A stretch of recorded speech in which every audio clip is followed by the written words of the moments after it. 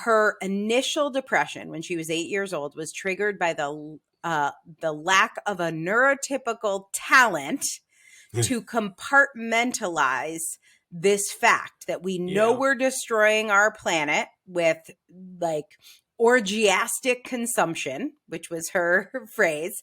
And she didn't have this neurotypical talent to compartmentalize that from we're just carrying on and everyone's just making dinner and going to school like it's going to matter. Welcome to the Autistic Culture Podcast.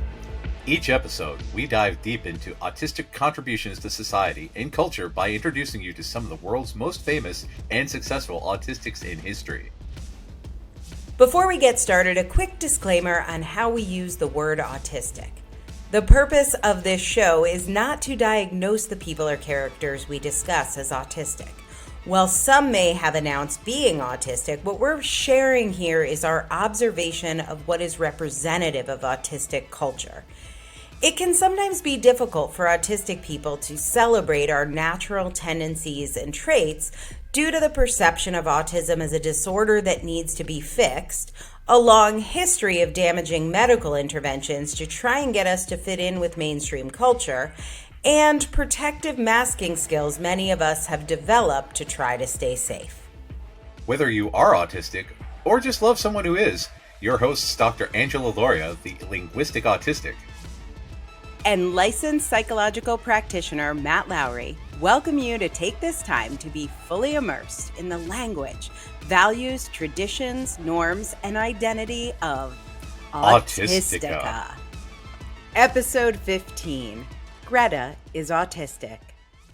Okay, Matt, welcome back to the pod, and I've got a question for you. Can you name a famous vegan who doesn't fly on airplanes and who recently took down Andrew Tate with a single tweet? Oh, that sounds like the notorious Greta Thunberg, one of my heroes. The notorious GT. Yes. That's right. Today's topic on the Autistic Culture Podcast, the one and only Greta Thunberg. And yes, we will get to the Andrew Tate takedown. So hang in there because I know we're all looking forward to that bit of fun. But first, I want to take you back to the beginning. So I feel like Greta is so in our consciousness, and maybe that's just because I'm autistic, and so it was very easy to notice and spot her as her meteoric fame grew over the late 20 teens. But for those of you who don't know, Greta was born in 2003. And in 2011, she had a class at school. She was 8 years old, had a class in school where they talked about the climate crisis, and she sank into a deep depression. Now, I remember hearing this and noting it at the time, because when I was 10, there was a lot going on with the Russians were going to bomb us. There was this movie called The Day After. And my parents told me I was not allowed to watch it. And I snuck out of my room and peered out my door and watched my parents watching The Day After, and then could not sleep for all of 5th grade. And I did not start a nuclear protest. Instead, I turned to music. So this is where my special interest in music began. And it started with the Sting song, The Russians. So, interesting. Yeah, that song. So it's If the Russians Love Their Children Too is the chorus. And so in Europe and America, there's a growing feeling of hysteria, conditioned to respond to all the threats of the historical speeches of the Soviets. Mr. Khrushchev says we will bury you. I don't subscribe to that point of view. It would be such an ignorant thing to do if the Russians loved their children too. Wait, I'm seriously about to cry, because that was the first time I was oh, those parents do love their kids, and maybe we won't all die in a nuclear holocaust. Yeah. And I finally was able to sleep again by just listening to that one song for a year over and over again. that was my safety. So what Greta did was she stopped talking. Oh, wow. She had been an avid piano player. That was her early special interest. She stopped talking, she stopped laughing, and she stopped eating, which is what really got her parents' attention. She lost, I have no idea what this means, but she lost 10 kilos That's in quite a 2 bit of months. mass. Wow. I don't know what a kilo is, but I'm assuming she didn't have many kilos because she was only 8 years old. So they were ready to hospitalize her. Are you going to report to me on how much 10 kilos is? According to the Google, that's 22 pounds for a child. In 2 months. Wow. In Yeah, 2 months. Meanwhile, that I is a think I health gained 10 catastrophe. kilos because all I did was eat when I thought about the Russians bombing us. But they were on the brink of hospitalizing her, and she was down to 3 foods. There were only 3 things they could occasionally get her to eat: rice, avocados, and gnocchi, which I'm a yes on all 3. I feel you, Greta. Avocado took me a long time because of the green factor, but the rice and the gnocchi, yes, one Oh, yeah. hundo. So when she was in there, they're like checking her in, they're like processing her to, put her into treatment, and they diagnose her with what was then called, so this is 2011, so forgive us, we will switch to the term autism, but she was diagnosed with Asperger's, what was called then Asperger's, and OCD. Whenever they talk about this in the press, they actually also say she was diagnosed with a third thing, which is selective mutism. I think that's also called autism. Yeah. I think we already got that one covered. Yeah. Yeah, and like Asperger's, we now try to refer to it as situational because no one selects to be mute, but there are situations where we go mute. Okay. I didn't know that distinction, but I definitely have situational mutism. Oh, yeah. Also situational narcolepsy, but that's a whole nother issue. It's like my system will just shut down if I am not supposed to be there. Yeah. And so Greta shares, even at 11, when she gets this diagnosis, and side note here, and I'd love you to comment on this, at the same time, they ended up diagnosing her sister, who's like 3 years younger, with ADHD. But not autism. Fascinating. Yeah. Also, what do we think about her parents? I have Exactly. theories. Exactly. I have theories, people. Yeah. So at the time, though, her family viewed this as a relief. So what Greta said, and this is a quote from Greta, when I felt the most sad, it was when I didn't know I had autism. I just thought, I don't want to be like this. I don't want to feel like this. And the diagnosis helped me get the support I needed and made me understand why I was like this. That's good. That was great, right? Yeah. Yeah, because it's very tough to be autistic in an holistic world, especially if you don't know that you're autistic. Yeah, and You her just have the parents label of- weren't like arguing and being like, no, I don't want to give her that label. Yeah. God. Okay, Yeah, so go on. she gets her diagnosis. She starts to feel better. She's on the uptick. And she writes this essay on global warming for an essay contest. It gets a lot of attention. It was just like a school essay contest. But local activists reach out to her and say, will you read your essay at our event?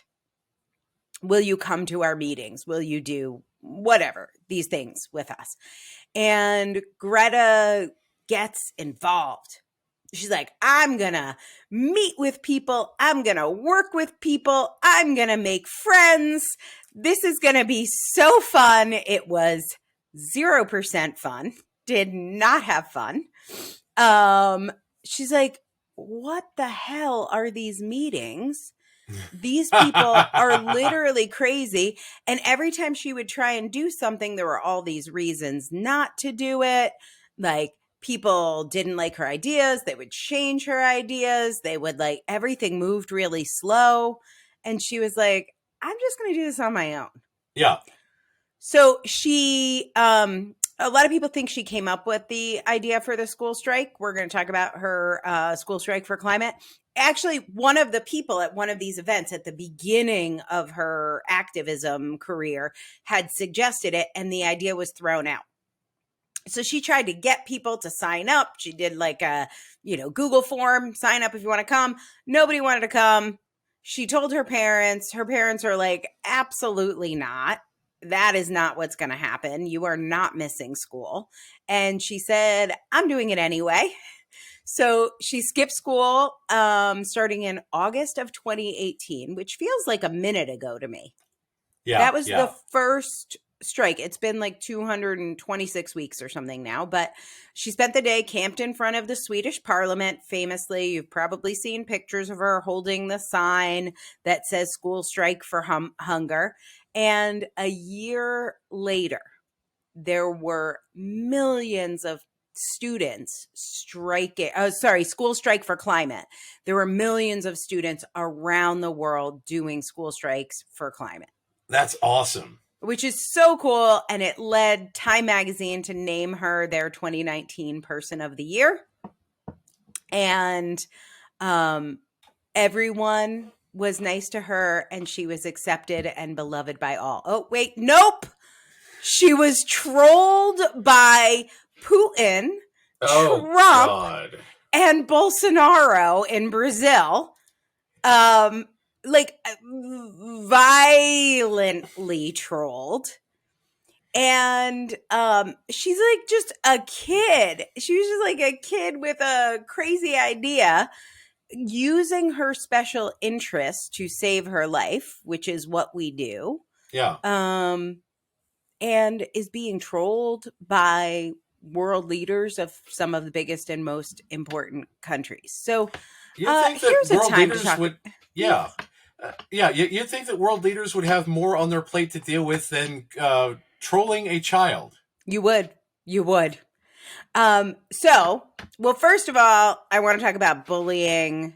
What are some of your experiences around autistic kids and bullying? Because I don't think she was alone, although most people don't get Putin on their list. Yeah. Well, that's the thing. Yeah. You don't get a massive totalitarian plutocrat harassing you on Twitter like that. But yeah, being autistic when I was younger, I was bullied a lot because I was just weird. I was also, I found an outlet because I was super smart, and I got into the gifted program, and I got to work in a lab when I was 14 and had a lab coat. And I found my out through being gifted, but I know there's a lot of autistic people in the world, kids who are bullied, adults who are bullied, and they don't have the same escape. And it's tough. It's tough to be different. Yeah. And here's the thing is like the feeling of being bullied by, let's just say, your classmates. Yeah. Like, that's hard. But now imagine that on Twitter by, if it's Putin and Trump, it's also all their followers. Yeah. So she had a lot to deal with. And what she thought about that is really telling. And I think this is because she was in an environment, or maybe the environment was just her own head, but she didn't feel bad about being autistic. So her thought was, wow, if they are taking the time to bully me, I must be really powerful. Ooh, that's a good reframe. I like that. Right? And it was her like natural approach to this. She's like, oh, this is a sign to keep going. Most of us, when we're bullied, we're like, hey, this is a time to stop, check in, make adjustments, be liked. I don't want to be kicked out of the society because I might not have access to food and resources. But she was like, oh, no, this is awesome. This means like these people talking about me means I have potential to do a lot of good here. That's awesome. So this is where I think autistic culture can be really helpful, because everyone will say, like everybody, everybody gets negative feedback. You got to keep going. People will say that, but it is not always easy to keep going if your primary goal is to be accepted by everyone. Yeah. And here, this is from that the New York Times person of the year. This is what I said, New York Times, but it's Time Magazine's person of the year. This is a quote from them about how autism maybe actually helped Greta become this global phenomenon. She dislikes crowds, ignores small talk, and speaks in direct, uncomplicated sentences. She cannot be flattered or distracted. She is not impressed by other people's celebrity, nor does she seem to have interest in her own growing fame. But these very qualities have helped make her a global sensation. Where others smile to cut the tension, Thunberg is withering. Where others speak the language of hope, Thunberg repeats the unassailable science. Oceans will rise, cities will flood, millions of people will suffer. She'll just say it. Yeah, By the way, I would like to take a moment here to compliment your pronunciation of Thunberg. Oh, it is much better than mine. We need to take a little sidetrack here, a little amazing in our conversation. How do you know how to pronounce these things in this way? I watch a lot of TV, or in these days YouTube, because I've But you been got the following her a little lot. diphthong. I can't make my mouth do that diphthong. Thunberg. Yeah, it's an interesting thing, especially. So one of the things I was thinking about, this actually is a very interesting tangent. I was thinking about yesterday how different people pronounce with a flat tongue versus a pointed tongue. D's, duh, or duh.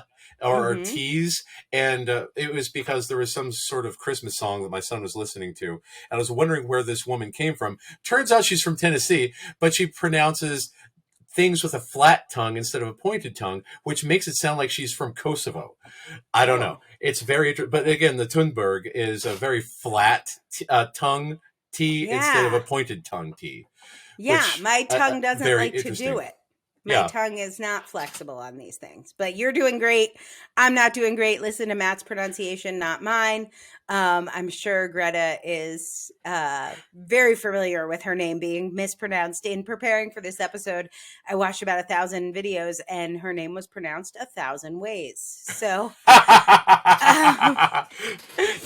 when you get the soft th, then you know you're in the wrong territory. Or Thunberg, Thunberg. I've heard it all now, but I believe in yours.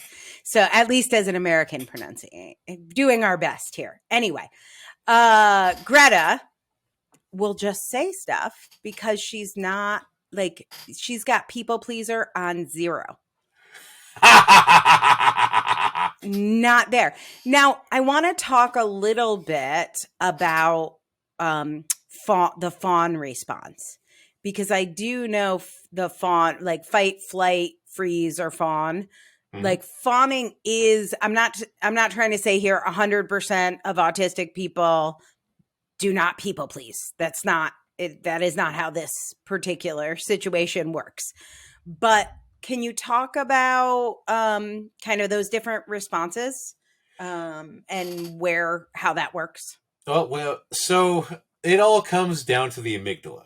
The amygdala is the center for all the various F's: fight, flight, fawn, and a few others that freeze. Freeze is mine. Yes, freeze is mine. I go nothing. I'm just blank, brain blank, movement blank. It does, like someone points a gun. It doesn't matter how dangerous the situation is. I have nothing, no movement. Yeah, and because we're autistic, our autistic brains have hyper-connected amygdalae, which means that we're more likely than allistic people to have these sort of intense trauma responses. We're more likely to fight, flight, freeze, fawn, all the others. But this is a big thing. This is a big reason why we might avoid fights. We might engage in fights. And it seems like Greta has turned that into full assault on the things that are killing the earth, because she's a problem solver. She says, clearly, this is not working out. Instead of freezing, instead of fawning, instead of saying, ah, yes, all you rich, powerful people who are, distressing me, she's going to take you down. And she sure is. That's wonderful. Here's what Greta said. Can you read this tweet from her? I have Asperger's, and that means I'm sometimes a bit different from the norm, tweeted Greta. And given the right circumstances, being different is a superpower. Yes, no, agree, disagree, superpower? I really like that. Well, and that's a big thing for us, because one of the big things about being neurotypical is being typical, not standing out from the crowd, not doing your best to blend in your entire life, like noted neurotypical Bob Hopkins, because, you live your entire life, work in a cubicle, go to work, come home, do your thing. That's life. Autistic people, we don't really have that. We are born into a world where things are much more intense for us. We don't have the option of just going with things, because we inevitably stand out. So we have a very, very different profile of strengths and weaknesses. And I present this to people like, look at Superman. Superman is strong enough to push around the moon, but his weakness is a green rock. Aquaman can come up and pick up the green rock and juggle it. Aquaman's not going to be hurt by the green rock. It's such a really weird weakness for someone who can do so many impressive things. And that's the thing with us autistic people. We often have really, really intense strengths, but also very, very weird weaknesses that throw us off completely. Inevitably, we will have green rocks thrown at us that will knock us down for weeks on end, despite the fact that we're able to do amazing things otherwise. Right. Yes. And here's this 16-year-old girl who's dealt with eating disorders, depression, like so many things. And not that long ago, she's still young. She's like 15. She's 15 at this point. And Wow. There are multinational companies and country leaders and all of their followers and paid PR firms spreading rumors around her, about her and around her, saying she was being paid. Yeah. Saying that she was like a shill, that she was being used, that she was doing this to make money. People making fun of her for being autistic, which still happens to this day. Jump on TikTok. I found some not cute things there. And even though her parents were very accepting of her autism diagnosis, they were not very accepting of the school strike. They wanted her to go to school. So they didn't support the school strike. This wasn't them. It's not Munchausen's by proxy, but it's like dance moms. This wasn't her mom trying to like, my daughter could be a superstar. This was all Greta. She makes no money doing it. She wasn't doing it for fame. She wasn't doing it for her country. She was doing it to survive.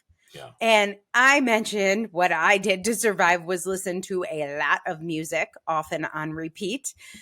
You talked about diving into lab work.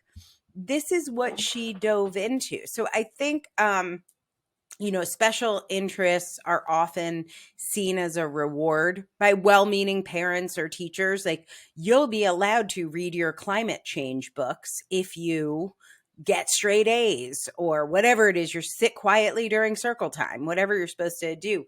But I really want to draw out that her special interests saved her life. Yes. And so did mine. Music 100% saved my life. Yeah. And that is the way of our brains. That is the way of our people. We need our spins in order to survive. When we engage in our spins, we enter a flow state. It's meditative. It's healing. We need these worlds that we dive into because that's the way that we work. Okay, we're going to take a quick break. We'll be right back. We love sharing stories of autistic culture, and if you are seeing yourself in any of these stories, and you're wondering if maybe you're one of us, or maybe you're already diagnosed or self-diagnosed, and you want to know if Matt can help you live your life better and be more authentically autistic, check out his website at mattlowrylpp.com. That's Matt, M-A-T-T, Lowry, L-O-W-R-Y, and then that LPP, it stands for Licensed Psychological Practitioner.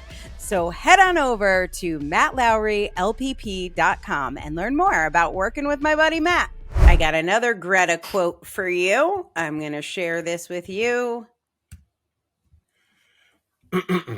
Many people love to spread rumors saying that I have people, quote, behind me, or that I'm being, quote, paid or, quote, used to do what I'm doing. But there is no one behind me except for myself. Some people mock me for my diagnosis, but Asperger's is not a disease, it's a gift. Some people also say that since I have Asperger's, I couldn't possibly have put myself in this position. But that's exactly why I did this. Because if I had been normal and social, I would have organized myself in an organization or started an organization by myself. But since I'm not that good at socializing, I did this instead. Right? That's fantastic. Slam dunk, Greta. Yeah, I feel you, girl. She nailed it. So then what happens is really interesting because I think we can find each other as autistic people. I think it feels very often like, oh, that guy's cool. Like, they're fun to hang out with. I like that person. So it's not like we know, oh, there's an autistic person, let me hang out with them. It's just attractive. So instead of doing all this organizing, there's no organization, there's no structure. People found her, and many of the people that found her, that came to her, were also autistic and also very troubled by climate change for the same reason she was. Yeah. And she actually said, I know lots of people. By the way, I got into studying climate change last year, and it did pull me into a very depressive state. It's not a great thing to study if you're prone to depression.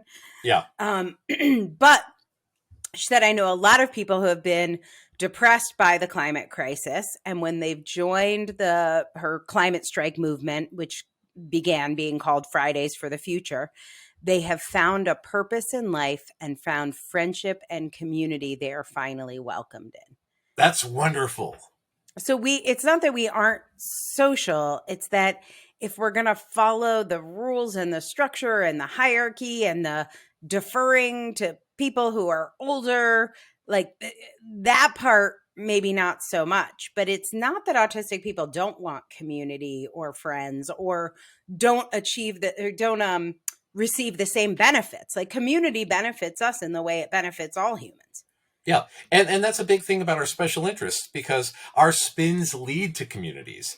When we have a common goal, when we have a common interest, it's much more easy for us to socialize around it, because we know that everyone is there for the same reason. That's the reason why a lot of us make friends in college and in grad school, because we have other people around us who want to do the same things. So we dedicate our resources together and move forward as a people. Also, I don't know, have you ever had the good fortune of being at a bar with drunk friends who talk about the same stories about the last time they were drunk? Have you ever done that? That's fun. So if you are with your climate change friends, even let's just say you're at a bar with your climate change friends, on some level, you are talking about a very important thing, the end of fucking humanity. Yeah. Right? Even though you're drinking beer and you're talking about, I don't know, how a pigeon pooped on someone's head that day at the protest, you are there for this important reason. When, in my experience, when lovely neurotypical people get together, they seem to get drunk and talk about getting drunk, or the last time they got drunk, or what might happen the next time they get drunk. I don't there's nothing under it that matters. I was with someone and hanging out with their neurotypical friends, and I said, "Are all of your friends alcoholics?" And this person said, "What makes you think they're alcoholics?" And I was like, "Well, they're drinking a lot and only talking about drinking. This seems like this could be a problem." No, that's what they do. That's human. Yeah, exactly. That's what they do. I find that fascinating. It's so fascinating. But it's not, I will have a drink. I'm not much of a drinker, but I will have a drink, or I'll certainly go to a bar. Like, I'm not a teetotaler or against it, but if we're all at the bar because we're chilling out after we've been protesting outside in the cold all day, I'm all in. Yeah. But if we're going to go to a bar, to be at a bar, to talk about being at bars, yeah, not enough substance for me. That's the thing, because again, as we're recording this, we just went through a spell in the U.S. where the temperature went from -30 to 70 in the same week. That's a ridiculous climate change. Earlier today, I had a tornado warning in January in Kentucky, where, we have some bizarre weather, which is incredibly distressing. So climate change is a very, very pertinent topic that we really, really need to address. But that's the thing. When we address these sort of things, when we talk about these sort of issues instead of saying, what's great? The thing that we're currently doing. I love getting drunk. Don't you love the sensation of getting drunk? I cannot deal with that superficial level of conversation. It's like there's nothing under it. And I look at, whatever, let's say I live 80 years, 365 days a year. There's not that many days. I don't want to spend one of them talking about nothing. Yeah. Yeah. I got stuff to do. I can't do this nothing. And so this is Greta's story sort of about this, but it just made so much sense to me. She said, and I've shared some of this, but this is in her words. When I was about 8 years old, I first heard about something called climate change or global warming. And I remember thinking, that can't be true. If that were really true, we wouldn't be talking about anything else. As soon as you turned on the TV, everything would be about it. Headlines, radio, newspaper, you would never read or hear about anything else, as if there was a war going on. But no one talked about it ever. If burning fossil fuels was so bad that it was threatening our very existence, how is it that everyone would just be continuing like before? Why were there no restrictions? Why wasn't it made illegal? To me, this just did not add up. It was too unreal. And then Greta goes on and she says, listen, I have Asperger syndrome. And to me, everything is black and white. I think in many ways that we autistics are the normal ones. And the rest of the people pretending nothing's happening are pretty strange. They keep saying climate change is an existential threat and the most important issue of all. And yet they are just carrying on like before. If the emissions have to stop, then we must stop the emissions. To me, that's black or white. There are no gray areas if it comes to the survival of humanity. Either we go on as a civilization or we don't. So clearly we have to change. Now, this black and white, let's discuss black and white thinking. I just did a Facebook post about black and white thinking, my challenges with black and white thinking. Yeah, correct. Black and white thinking has a negative tone. I think when we say it, she's a black and white thinker. She's very rigid. But isn't it helpful? I think that a lot of neurotypical society is based on social pleasantries. And in order to maintain social pleasantries, you have to be as bland as possible and not have an opinion on anything. Mm-hmm. And you have it's why the most average singer always wins American Idol. If you're betting on the American Idol winner, find the most average one. That will be who wins. Yeah. The one who is least offensive, least remarkable, stands out the least. Because again, like noted neurotypical Bob Bobson, who never did anything of note and was buried somewhere at some point at some time. It is the way that they do that they refuse to make waves in order to pacify other neurotypicals, because making waves makes neurotypicals uncomfortable. For someone to say, we are all going to die, people, neurotypicals might say, I don't like to think about that one bit. Please sit down. And this is a big thing for us, because when there is something this alarming to us, we don't have another option, because we don't do the whole pacification thing. If something is important enough for us for it to be on our radar, that's going to be the state that it's in. It's either important or not important. And again, that's a very binary thing. This is black and white. We are very binary oriented people, which is ironic considering the vast diversity of the autistic experience. Right. But that's the thing. If it's important, it's important. If it's not important. And we don't do the whole social pacification thing just to make people feel comfortable. Yep. And here's what Greta says. No matter how uncomfortable that may be, you only speak of green, eternal economic growth because you are too scared of being unpopular. Hot damn, girl. Right? Hot takes from Greta. You are not mature enough to tell it like it is. Even that burden you leave to your children. But I don't care about being popular. I care about climate justice and the living planet. Oh, she nailed that. Oh, that's awesome. It's so clear. And I think the individualism she represents, like, I don't want to be part of an organization. I don't want to follow rules. I'm just going to strike. I'm going to do it my way.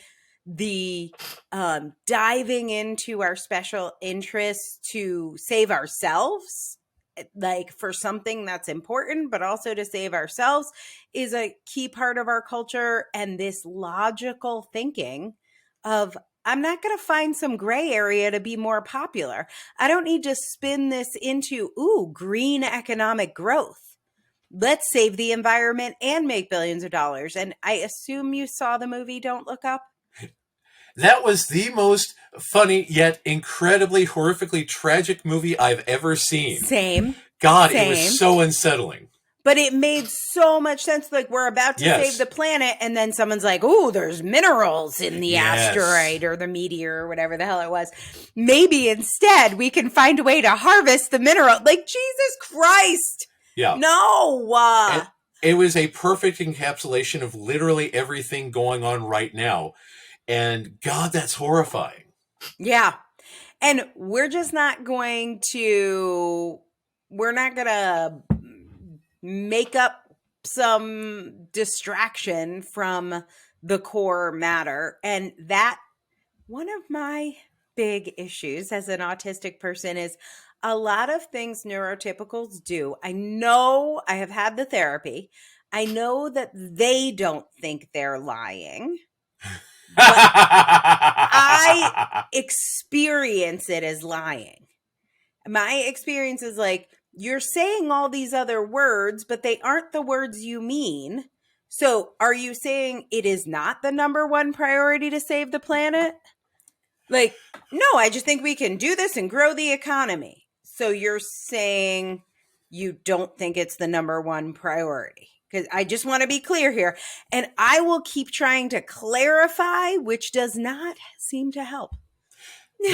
On Doctor Who, a noted special interest of many an autistic person. Yeah, we will have to do a Doctor Who show for sure. Yeah, absolutely. But so there's this character, Madame Vastra, who is a lesbian reptoid from the center of the earth. But she goes around solving mysteries, and in Doctor Who canon was the basis for Sherlock Holmes. So anyway, she has this test called the one-word test. So when she talks to people, if she wants to interrogate them, they can only say one word at a time, because if you use many words, you can use many words into lies. If you just use one word at a time, that is the closest to truth that you can get. And again, this is the neurotypical thing, because the more neurotypicals talk, the more you weave this tapestry of blandness that is neither here nor there nor anything, and it says nothing. Yes. It's fascinating. tapestry of blandness. Greta did a TED Talk in 2018, and she said, we're not very good liars, either to others or to ourselves. I think that's why when I get accused of, like, I will often get accused of saying one thing and meaning another, like saying I like you, but really I don't like them. I'm like, no, if I don't like you, I will say the words I don't like you. It will not be Yes. cryptic. I Yes. assure you. Yes. So she said her initial depression when she was 8 years old was triggered by the lack of a neurotypical talent to compartmentalize this fact that we know Yeah. we're destroying our planet with, like, orgiastic consumption, which was her phrase. And she didn't have this neurotypical talent to compartmentalize that from, we're just carrying on and everyone's just making dinner and going to school like it's going to matter.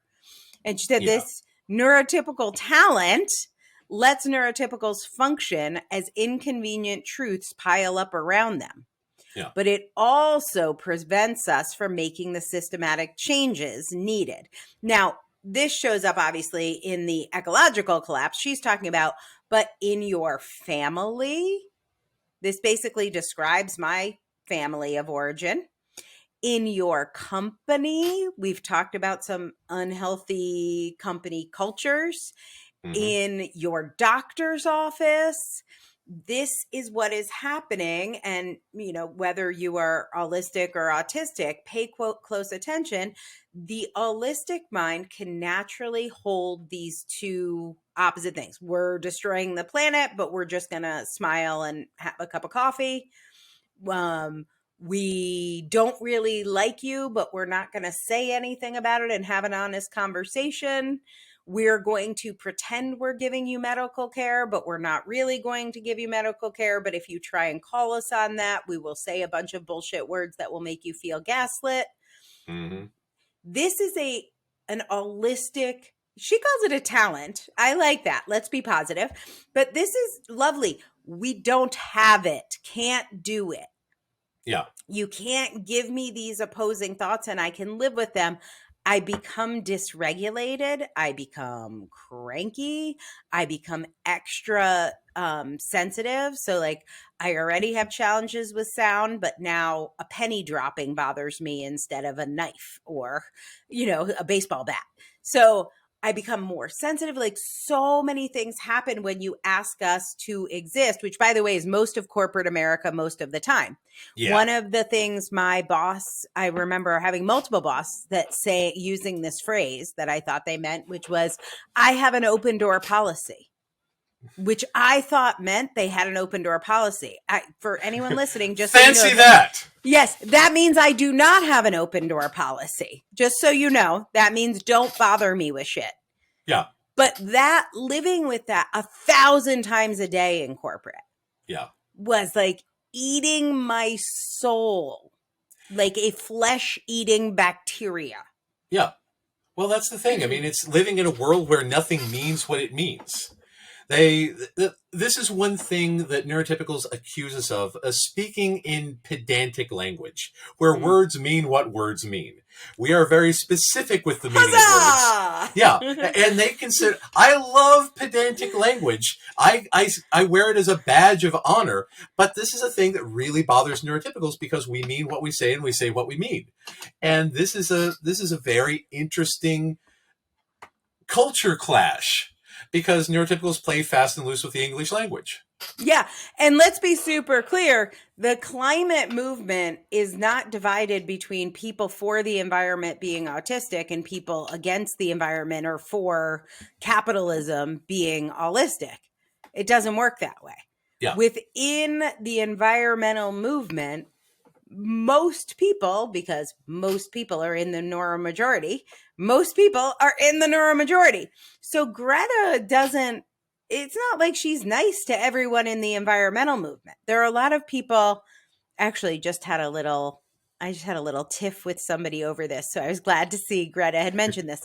So somebody posted somebody who's in the publishing industry posted on their website, I'm proud to report we just got our ESG report back for 2022. And for the first year ever, my company was net zero. Oh, God. And I was like, oh, this is so exciting. I've been trying to get to net zero, but I have one problem, which I'll share in a minute. So I posted, congratulations, this is amazing. How did you get around the deforestation issues? Our books have sold about 1 million copies, and when I add up the pages, I can't make the numbers work. And he said, what's a typical page like? They gave him all the numbers, and I'm like, are you using, because there is deforested paper and there are some publishers that are using it, but we use Amazon Print on Demand, which is like a very popular print service that doesn't use it. I'm obviously not going to get Amazon to change to deforested paper. So I ask him, and he comes back and he's like, looks like it's $13.13 to buy a carbon offset for your printing from last year. That's the thing. Go on. That's how he got to net zero, carbon offsets. This is the thing that kills me about Tesla, because Tesla is not as environmentally safe as others. I mean, granted, it doesn't run on fossil fuels, but that's why Tesla makes so much money, because they sell their carbon offsets. This is why it's such a successful company, not because they make great cars, but because of the carbon offsets. There's all these other companies, there's all these other people causing massive, massive amounts of damage, but buying their way out of it. Okay, give us this Greta Thunberg quote. Good timing. Carbon offsetting is like paying poor people to diet for us. Yes, it's so true. Our girl, Greta. Oh, Greta. God, she nails it. Go, Greta. So it's not like she's going to bullshit just because you're on her side. And that I got into a little fight with that guy. I really liked him and I admire him for trying, but just know, bruh, that's not a thing. Yeah, not making any actual difference, not addressing any of this, just buying his way out of it because he's rich. Yeah. It's just no. Well, and not even rich. Like when he told me it was $13. He's like, oh, you could be at net zero tomorrow. Just pay $13. Here's the link. Oh my God. I'm like, oh, we aren't looking at this the same way. I don't. Okay. That's hurtful. So this is the thing about social justice. Obviously, we talk a lot about social justice being a part of autistic culture. And, what Greta does so well is, number one, her single-mindedness. So having that special interest, monotropism, we've talked about that. Number two, immunity to flattery and people-pleasing on any side of the issue. Her commitment is to truth. Ooh, I like that.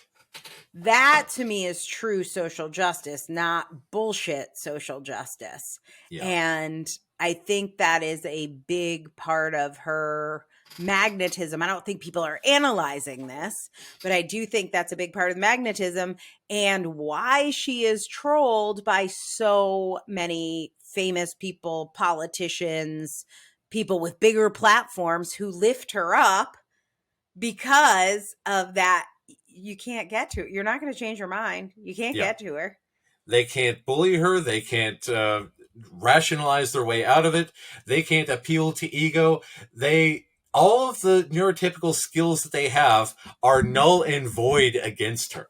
So good, right? Yes. Thanks for listening to the Autistic Culture Podcast. We'll be right back. When autistic people find a special interest, they go deep and have a lot of knowledge, even if they don't have that formal education background to go with it.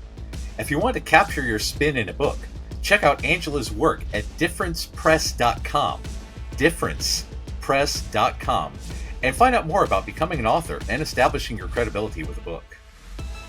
And that brings us to a very special moment in our autistic culture.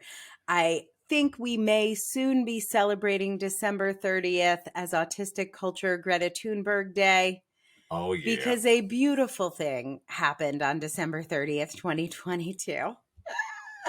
pulling it in to make 2022 a great year for autistic culture.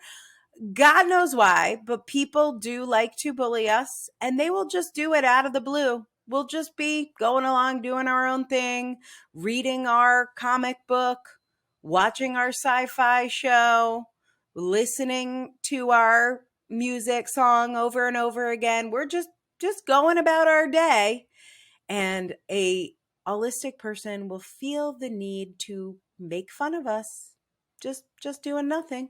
So a 2022 mega celebrity is a delightful gentleman named Andrew Tate. He has been banned from all of the social media platforms. And let me tell you, that has not stopped him one bit, because every single thing that he does, his fans take and they multiply like a multi-headed hydra. It doesn't matter. This thing cannot be cut off. It is everywhere. It is extremely popular, and I'm very glad your son's a little younger. My son's a little older. But let me tell you, 10 to 12-year-old boys live for this man, Andrew Tate, and his discussions of why it is helpful to beat women into submission, to force women into having sex, that a woman can't be raped, that a man can't cheat on a woman. I don't mean to encourage you to go look up any of Andrew Tate's videos. You do not need to. Take it from me, none of it's great. And for some reason, preteen boys are lapping it up. Something I don't understand. I think it has a lot to do with the whole neurotypical social status sort of thing, because he brings this neurotypical pseudo authority figure by saying, look at how because he's clearly not successful. He lives on a campus made of shipping containers. The man clearly lying about all this, but promoting this image of success, of wealth, of power, of esteem, and targeting males who do not have that. Well, listen, he is around very beautiful, scantily clad women, and that is a power hierarchy. Some of whom he has not kidnapped. So I'm not sure which ones, but at least one or two, I'm sure, are there. And he did have a career. He was on Big Brother. He got kicked off Big Brother, but he's had a TV career. He had a sports career. I think it was some sort of fighting, boxing, kickboxing, some shit. I'm not going to look it up. I don't want to know. I will not have Google know I searched his name. It's not happening. So some of those successes in sports and with the ladies and is something, I don't know what is happening.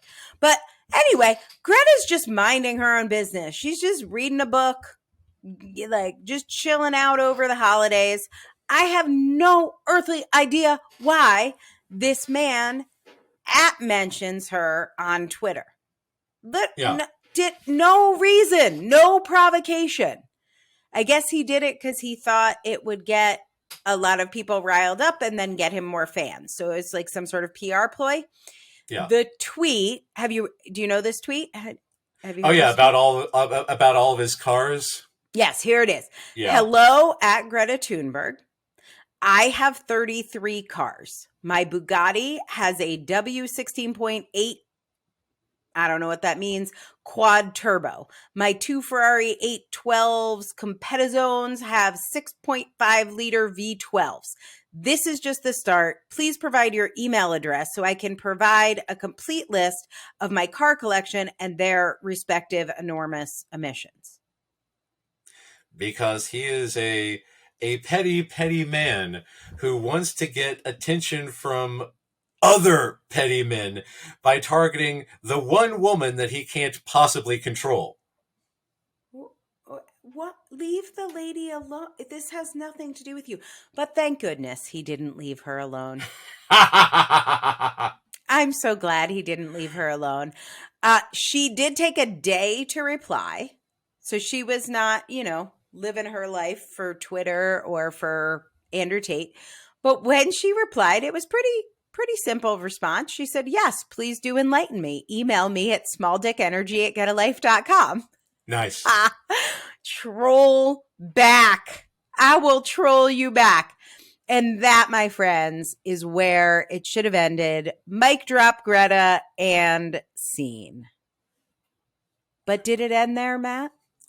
If there's a small ego involved, it can't possibly end there. Why? What? Just leave it alone, and we're done here. Just leave it alone, Andrew. Andrew did not leave it alone. Andrew made a video, as you probably know, trolling Greta back. I refuse to watch it. I have seen the one screenshot I need to see, which includes a pizza box in the background that was used by the Romanian police to track him down for human trafficking.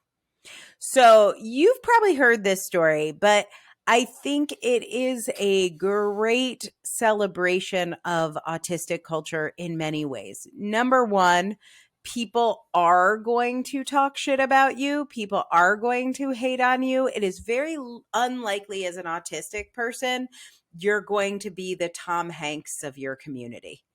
You are not going to be the most beloved person in a crowd of many. And don't forget the crowning achievement on all that. What did he say in the video? Oh, what did he say? I don't know. I really didn't watch it. He called out the pizza specifically. No. And specifically said that he's not going to recycle the pizza boxes. Did he really? He did. And that's when, after he was arrested and hauled off to a Romanian prison, Greta said, that's what you get for not recycling your pizza boxes. I mean, I'm just saying. Like, she had to dig a hole to drop the mic even lower. Because. So he was arrested at the time of recording this. He is in jail for at least 30 days. They did not let him out on bail. In a Romanian prison. In a Romanian prison. Yeah, which I hear is pretty rough. But, you know. I mean, all the prisons sound bad to me. Yeah. I'm not a fan of any of them, Romanian or otherwise. I am, however, quite glad that Andrew is getting that life experience. I think it will make him more well-rounded. And I assume he will be doing reading up on autistic literature, perhaps listening to our podcast while he's there, and really checking in with the neurodiversity movement, which I think is probably going to inform his future work. Here's hoping. Yeah, so here is hoping. So this is the thing, though. What my celebration really of Greta is this way that she embraces integrity, honesty, individuality, social justice, engagement in the world on her terms in a way that protects her mental health. And this was all part of that. She didn't just respond right away. She didn't get defensive. If he didn't respond, she wouldn't have cared. Just zero fucks. And that needs to be a big part of the center of our culture, is like, we're doing this our way on our terms, and we're not going to back down from who we are because it would be more convenient for other people, Andrew Tate or otherwise, or Putin or Trump. All the bullies. Yeah, we don't need bullies. Yeah. So, this was our anti-bullying pro Greta Thunberg episode. It calls for a celebration from you, Matt. I know that there are many challenging things about being autistic, but give me a shout out for one of the awesome parts of our culture that you have experienced recently. I talk to a lot of autistic people. I only do therapy with autistic people. And one of the great things, especially in the past week, is that I come at things from a different approach. I have a certain language about me.